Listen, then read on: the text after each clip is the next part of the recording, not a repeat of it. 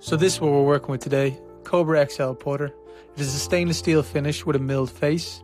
It's not destroyed or anything like that, but we can definitely make it look brand new again.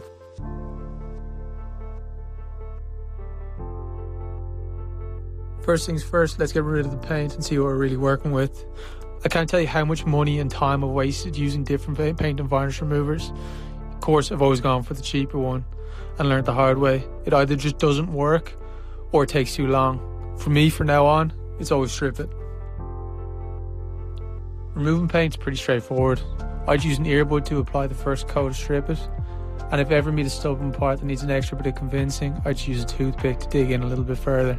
After about 20 to 30 minutes, you should start to see the paint blister and bubble, and that's how you know it's all working well.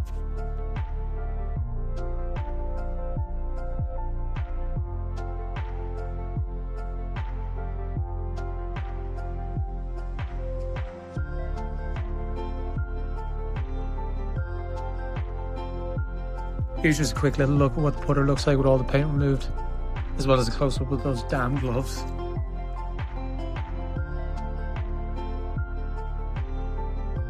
Next we move on to the fun part, deburring and getting rid of all the nicks and dings along the putter face. I always start with this 9p 180 grit nylon wheel, but I only use this for the edges. This is obviously the most dangerous part of any restoration, as lingering too long on a certain section can remove too much surface area. People seem to think that restoring putters or just clubs in general is an expensive hobby, but everything you see here is actually really cheap.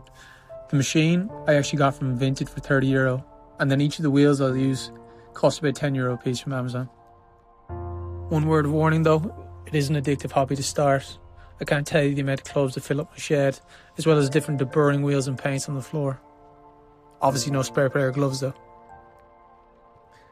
After finishing the corners and edges with the 9p wheel, I move on to the lighter wheel, 6p, to work on the body of the putter.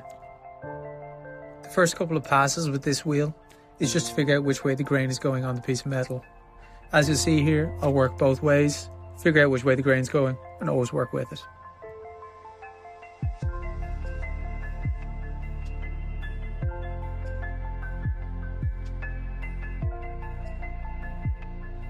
After slowly getting all the nicks and dings out of the body of the putter, I move on to a bit of polishing. For stainless steel, I only use a loose cotton wheel with the red compound.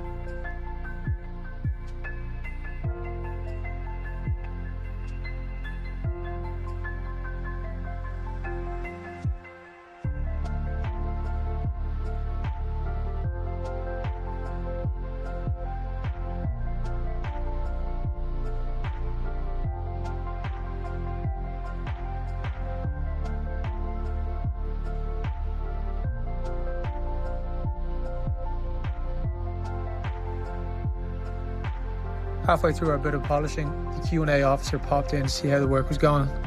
Everybody meet Kyo, the latest addition to the family, and the nosiest dog you'll ever meet.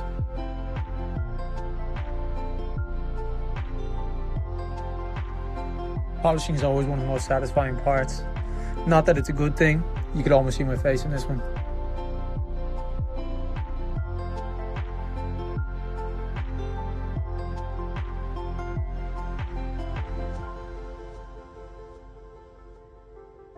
For the paint fill, I went for a marine blue and white combo. I'm a big fan of how this one turned out. Let me know if you disagree in the comments.